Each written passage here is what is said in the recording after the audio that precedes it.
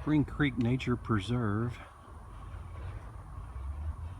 on a trail leading toward Glenville Avenue and Richardson. And this is what you see right off the trail.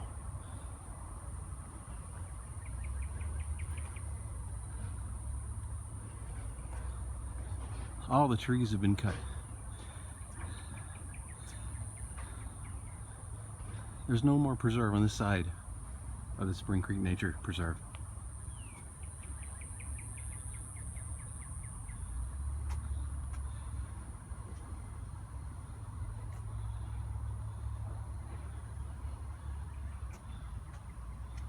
Mounds and mounds of dirt and construction where there used to be trees.